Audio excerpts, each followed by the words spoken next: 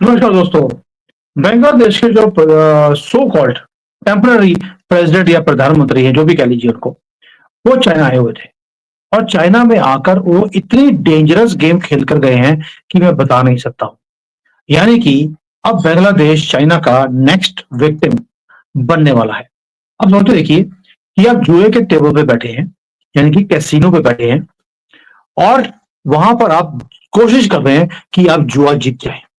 लेकिन इंस्टेड होता क्या है कि जनरली हमने देखा है कि जो जुआरी होता है वो जुआ खेलते खेलते उधार में फंस जाता है। वो गैम्बलर बांग्लादेश है आज की डेट में, और कैसीनो है चाइना की communist party. And you always have heard the house always wins. यानी कि ये जो चाइना की कम्युनिस्ट पार्टी है, वो पूरा जीतने वाली है बांग्लादेश की बेवकूफियां। अब आपको याद होगा कि बांग्लादेश जब शेख हसीना की गवर्नमेंट थी, तब एक राइजिंग इकोनॉमिक स्टार था पूरी दुनिया के अंदर। और आज 6 महीने के बाद एक पप्पू बैठा दिया है बांग्लादेश में, डीप स्टेट की तरफ से। वो चाइना के दरवाजे पे उल्टी हो गए, उल्ट की लोग कर रहा है, लौट रहा है, वहां पे भीख मांग रहा है।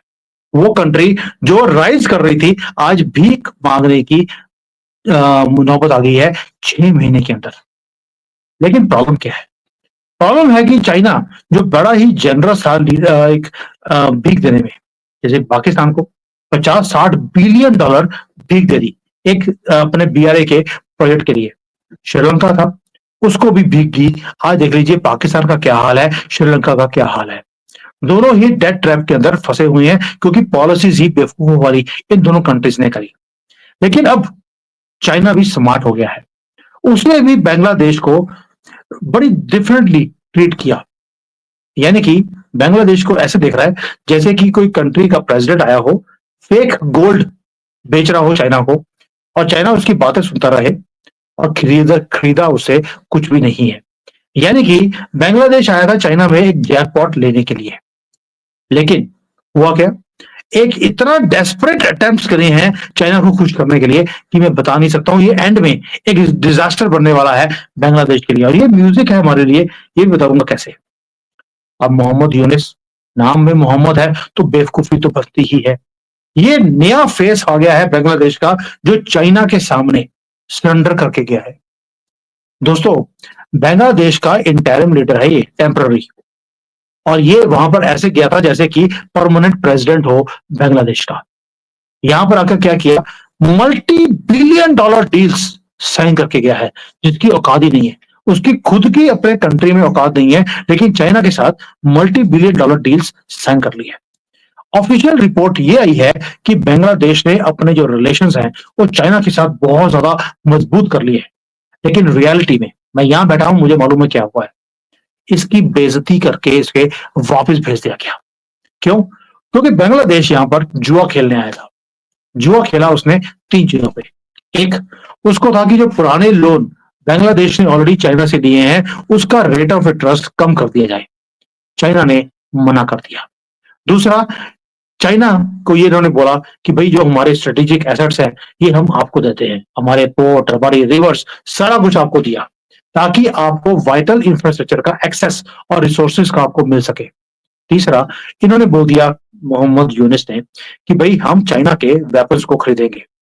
घर में अपना पुराना लोन के पैसे देने के पैसे नहीं है, इंटरेस्ट देने के पैसे नहीं है, हथियार खरीदेंगे। अब यहीं पर it is a catch. Catch ये है कि चाइना ने तीनों बातों को मानने से इनकार कर दिया। पुराने टाइम पे क्या होता था कि चाइना हमेशा ही जैसे कोई भिखारी आया है, उसको बोलते थे ये ले पैसे ले, अपनी कंट्री चला। लेकिन इस बार उन्होंने ये पैसे देने से इनकार कर दिया, क्योंकि उन्हें मालूम है कि बांग्लादेश के पास हैसियत ही नहीं है इस लोन को वापस करने की। अब चाइना को तो मांगा था लोन। लोन भी कितना? भी बांग्लादेश का टेम्पररी प्रेसिडेंट चाइना में आकर 20 बिलियन डॉलर की भीख मांग रहा था। भीख भी मांगते ये मोहम्मद नाम के लोग तो फिर गए छप्पड़ फाड़ कर भीख मांगेंगे। चाइना ने क्या किया? चाइना ने हंसते हंसते 100 मिलियन डॉलर, 20 बिलियन की बजाय 100 मिलियन डॉलर देकर दफा दफा कर दिया कि भिखारी आया, चलो 100 मिलियन तो दे दो। यानी कि इसने मांगा था कि मुझे पूरा शहर दे दो, और चाइना ने सड़क के साइड पर फटा हुआ एक टेंट वो दे दिया इसको कि जा, तेरी औकात इस फटे हुए टेंट में रहने की है, ये ले पैसे टेंट के लिए। अब जो यूनस है वो बड़ा सेलिब्रेट कर रहा है कि $100 मिलियन की भीख आ गई।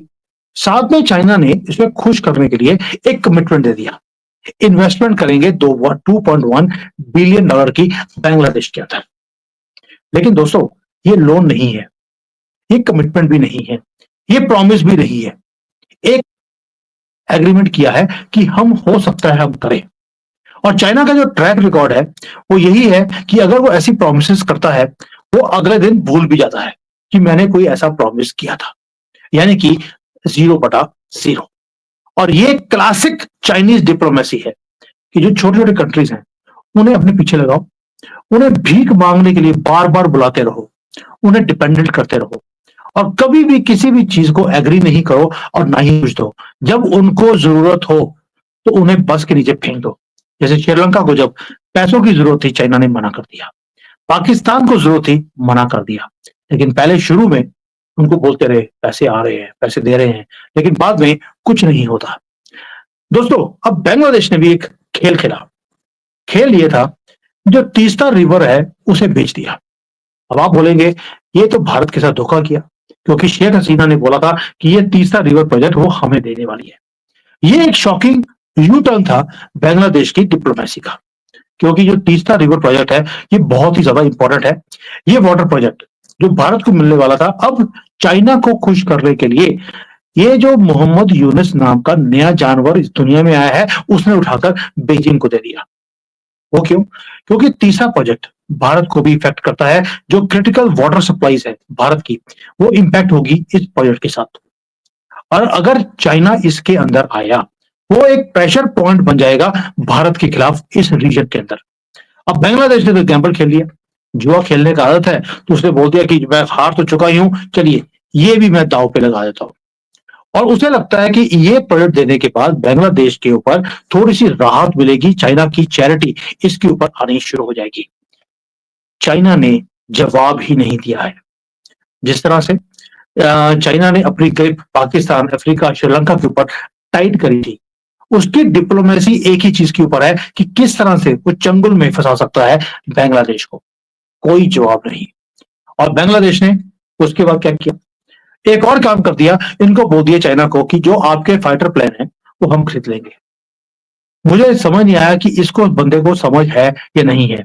इकोनॉमी का भट्टा बैठा हुआ है, तो इंफ्रास्ट्रक्चर टूट गया है, और ये बोल रहा है कि मुझे चाइना के वॉर प्लेन्स चाहिए, वो वॉर प्लेन्स जो दुनिया में कोई नहीं खरीदता। ये रेकलेस स्पेंडिंग, मुझे लगता है कि इसको आईएसआई के जो एजेंट्स इसके पास आते रहते हैं, उन्होंने बताया कि चाइना को खुश करना है, उसके हथियार खरीदने शुरू कर दो। जैसे पाकिस्तान का कुछ नहीं, बेड़ा पार हो नहीं सकता कभी भी, वो कभी भी टूट सकता है। अब पाकिस्तान ने पूरी कोशिश कर ली कि बांग्लादेश के भी टुकड़े हो जाए, और ये होकर रहेंगे। ये भी बात मेरी आप नोट कर लीजिए।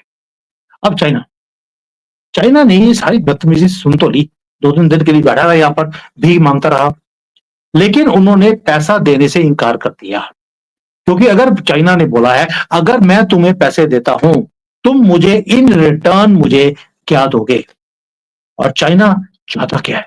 ये मोस्ट इंपॉर्टेंट पार्ट है पूरे वीडियो का। वो चाहता है कि एक कंट्री, एक एलाई भारत के बॉर्डर के ऊपर खड़ा हो जाए।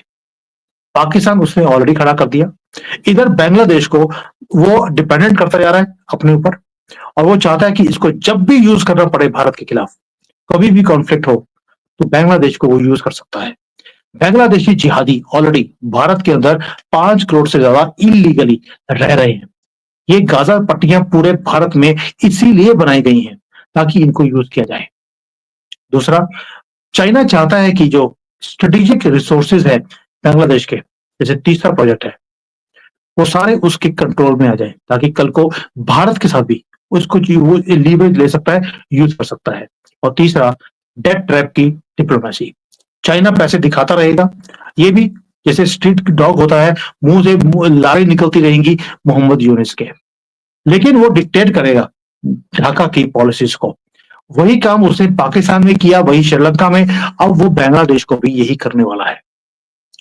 बांग्लादेश का जो टेम्पररी प्रधानमंत्री या प्रेसिडेंट है, वो चाइना में आके ऐसे फ्लर्ट कर रहा था शी जिनपिंग के साथ, लेकिन वो इतनी डेंजरस गेम खेल कर गया है कि अब वो अपनी कंट्री को बाहर निकालने के लिए उसको जितनी मर्जी कोशिश कर ले, वो नहीं निकाल पाएगा। उसे लगता है कि उसने बड़ा स्मार्ट प्ले किया है। रियलिटी में वो चाइना के जो एक वेल लेड ट्रैप था, उसके अंदर फंस गया। अब भारत को रिस्पॉन्ड बैक करना चाहिए। आप बताइए मुझे, आप जो इतनी जियो पॉलिटिक्स आप सुनते हैं, स्टडी भी करते हैं, क्या भारत को रिस्पॉन्ड भी करना चाहिए था? हमने कोई जवाब ही नहीं दिया। हमें मालूम है कि ये जो डिप्लोमेटिक एक ट्रिप करके आया है, घूमने फिरने गया था, निकलना इसमें से कुछ नहीं है। हमारी नेशनल सिक्योरिटी को कोई भी थ्रेट नहीं होने वाला।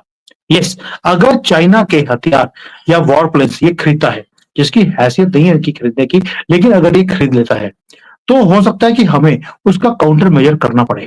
जैसे पाकिस्तान ने खरीदे, हमने काउंटर मेजर कर दिया उसका। लेकिन अगर बांग्लादेश डेथ ट्रैप में फंसता है, तो उसका वही हाल होगा जो श्रीलंका का और पाकिस्तान का हुआ है। दैट मीन्स इनका विघटन होना तय है, और जितना विघटन होगा उतना हमारे लिए अच्छा भी है।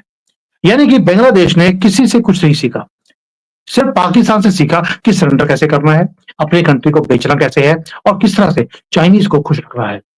मैं बार बार बोलता हूं, मोहम्मद यूनिस ने चाइनीज शी जिनपिंग के सामने ऐसे हरकतें करी हैं, जैसे कि बचपन में स्कूल में आपके बेंच के ऊपर बैठी हुई लड़की को आप मानने लग जाएं कि वो आपकी गर्लफ्रेंड है, और बाद में बुढ़ापे में कहीं मिल जाए भूले भटके, तो आप उसकी तरफ ताकते रहते हैं जैसे आप स्कूल में 30 40 50 60 साल पहले आप ताकते थे।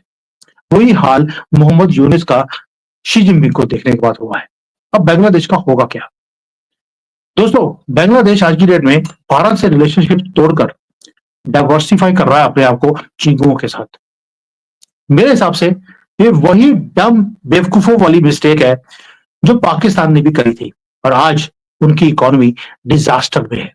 यानी कि इन मोहम्मदों को 1000 सालों में अकल नहीं आई, और ना ही आ सकती है। भारत को आराम से बैठकर इनका टूटना देखना चाहिए, इनको डेथ ट्रैप पे फंसने देना चाहिए, ताकि जो ये सोने के पिंजरे में ये फंसते जा रहे हैं, कब दरवाजा बंद हो जाएगा और कब ये चाइना के नीचे लग जाएंगे, ये इनको पता भी नहीं लगेगा। और यही चाइना की स्ट्रेटजी है। हम आज की डेट में ढाका की फाइनेंशियल जो सर्कस है जो चल रही है, उसके ऊपर हंस रहे हो, और हंसना भी चाहिए, क्योंकि बांग्लादेश को लगता है कि चाइना उसका दोस्त है। उसने अभी तक ये नहीं देखा कि चाइना जिस जिसका दोस्त बना उसको ठगा भी है। और ये जो मोहम्मद नाम के लोग हैं, उनके साथ चाइना की कितनी ज्यादा अंदर से खुंदक है, ये मेरे से पूछिए। क्योंकि यहाँ पर इनकी मस्जिदें, मज़ारें, और इनके जो सारे इनके जो चिन्ह हैं, जो इनकी बिल्डिंग्स होती हैं, उनके साथ ये क्या करते हैं चाइनीज, ये कुछ छुपा हुआ नहीं है। और इनकी लेडीज के साथ क्या किया जाता है, ये किसी से छुपा नहीं है। और इनके जो मर्द होते हैं, वैसे तो नामर्दी होते हैं इनके, लेकिन अगर मर्द भी बोल दिया जाए, उनकी किडनियां ये निकाल लेते हैं। तो ये मोहम्मद नाम के लोग जो आते हैं बड़े शान शान से कि जी हम जा रहे हैं चाइना एक रिलेशन बनाने के लिए, एंड में इनकी कंट्री की किडनियां चाइना निकाल के ले जाएगा, इनको पता भी नहीं लगेगा। इसलिए हमें खुश होना चाहिए कि मोहम्मद यूनिस, वही नया नया बेवकूफ, ये आया है चाइना में डील्स करने के लिए। हुआ क्या, भीख देकर ये आया था $20 बिलियन लेने के लिए। $100 मिलियन की कमिटमेंट है, दिया कुछ नहीं है, देकर इसको वापस भेज दिया। अब वापस आकर देखते हैं कि अपनी कंट्री को कैसे चलाएगा, वो भी भारत की हेल्प के बिना। वैसे तो भी मांग रहा है मोदी जी से मीटिंग करने के लिए कि प्लीज मेरे से मीटिंग कर लो। मोदी जी ऐसे लोगों को जवाब भी देना पसंद नहीं करते, because it is a time waste. Thank you. जय सिया राम।